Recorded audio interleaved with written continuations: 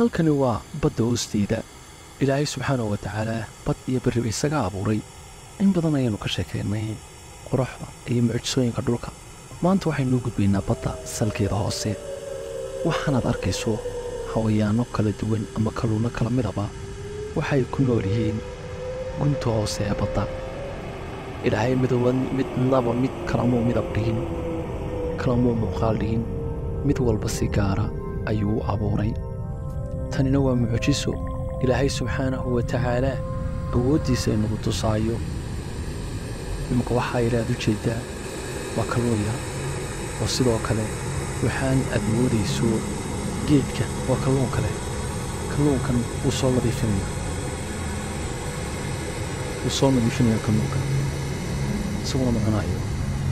kani waa faraska biyaha ama faraska badda oo bahalkaa ilaahay subxaanahu wa tacaala sidaan u abuuray. waa nooc binooc. kan waa noocaa kale ayaad arkayso. waxa weeye magacyadoodu way tira badan yihiin, waanay kala duwan yihiin. kan isaga waxaa la yidhaahdaa jellyfish bay dhahdaan. waa mid ka mida kuwa ugu halista badanla kalluunada badda. bini aadamka aad bay u waxyeelayaa. xataa waxaa la yidhahdaa suun buu leeyahay halisa. qofku bahalkani qabto jirhkiisu dhexgeli karaa. waa ilmo qabatay aan inuu si fiican u arki karin. kamaradaha unbaa ifin kara in muraayadaha badda hoosteeda lagu galo, laakiin dadku si dhibir uma arkaan. jellyfish baa la yidhaha, waa halis, waa laga baqaa. kani waa diinkii badda weeye. halkaa ilaahay dhigay salka hoose badda. dhulka wuxuu daaqayaa duugga ku yaalla badda gunteeda hoose. diinku wuxuu yidhi afkayga aan ku cunay duug caws ku cuni maayo. afkii aan ku cunay duug caws ku cuni maayo. jiilaalka waxma cuni maayo. iminka waa kaa badda gudaheedii iyo gunteedii hoose ka helay ee ka soo daaqaya duug. ilaahay baa subxaana wa tacaala biyaha eerka ka yimaada iyo kuwan dooxyadu qaadaan ee badda kala ayay dhirtada ku baxdaa. kalluumadan yaryar ee noocnoocyada ah ee kala duwan waxaanay ku ciyaarayaan waa geed. xataa dhirta badda hoosteeda ku taalla qaabab nooc kalaa bay leeyihin. bahalkan aad moodo in diyaaraddan maraykanka la dhahdo F-2 la dhahdo laga matelay ee ballaadhan eed moodo diyaaradda tuulaysa. isaguna dabadana wuxuu guray muddo dheer oo bahal badda ku nool. waxaasoo khalqiga ayaa hoos yaacaya ma dhalihiisiiba. kani waxa weeye faraskii badda oo gunta hoose ee badda fadhiya. qiimo nooc badan, nooc binooc. waxa fiicnaan lahayd anigoo af Soomaali ku garanaya midabada faraha badan leh ee kalluumada. waxaa jira badda hoose gunteeda kalluunno gaara oo kalluunnada kale afka u dhaqa.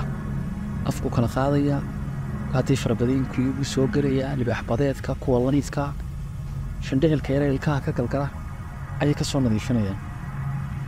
si kale haddaan kugu dhigo, bini aadamku markuu danta kale fushanayo yacab ayuu isweydaarsadaa. yani imika bishi leebaajooyinkaad baabuurtaada ku maydho dee leebaajaduna lacag bay qaadataa, adigana gaadhi nadiifaad qaadataa. bahalkan imika afku kala qaadayaa, dabadeedna waxaa u maydhaya afka kalluumada qayb ka mid ah. markay afka u soo dhaqaan wuu iska tegayaa. isagu nadaafaddii u qaatay, iyaguna wixii afkiisa ku jira miyay u qaateen faa'iida ahaan. mid waliba wax ma faa'iidin. ilaahay subxaanahu wa tacaala wuxuu yidhi haddaad doonaysa awooddeeda inaad aragto makhluuqayga uun eeg. daawashada xawayaankan daawanayno indhaheennu ku dhacaya waa aayaad min allaahi weeye subxaanahu wa tacaala. oo waxaad arkayso oo haddii aad caqli fayow leedahay aad ku garanayso jiritaanka ilaahay subxaanahu wa tacaala. bahalkani waa octobus. bahalkan ugaha badan leh af Soomaali kuma aqaano, waan ka cudur daaranayaa. uu noocyo fara badan yahay, qaar waaweyn iyo qaar yaryar buu leeyahay. waxaa laysu ugaadhsanayaa iminka oo sida berriga laysu ugaadhsadaa biyaha hoostooda sidaas oo kale. qaar baa iska dhigaya dhagax, dabadeedna markay kalluunku soo dulmaraan ku dhigayaan. siday dhagax ugu haystaan ayuunbay ku dhigayaan. midba farsamo ku adeegtaa. iminka kaa octobuskaasi uu iska dhigaya waxaan jirinba markay u soo dhawaadaan buu cagaha dhaadheer ku qabsanayaa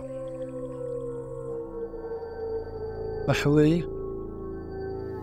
waa mucjisooyinka ilaahay bay ka mid tahay iminka kanaynu arkaynaa waa saxaafaadka ama xamaaratada biyaha hoostooda ku jira ayuu ka mid yahay badda hoosteeda ayuu ku jiraa yacni biyuhuna waa nadiif marba marka ka hooseysa ayaad hoos sii gudubto biyaha badda hoose heer waxa la gaarayaa in qofku uu sida dhulka si lamida wuxuu arkaayo ugu yaraan hadduu qofku muraayad sito kilomitir dhow waaba wax ka arkaya sida dhulka oo kale markaas gunta hoose badda ku jiro waa kan imika qubadii ama diinbadeedkii oo dhex mushaaxaya daawade haddii aad ka heshay muuqaalkan fadlan sheerta iyo falowda nala ogow lana wadaag asxaabtaada si ay uga mid noqdaan dadka halkan ka daawada muuqaalada xiisaha leh thank you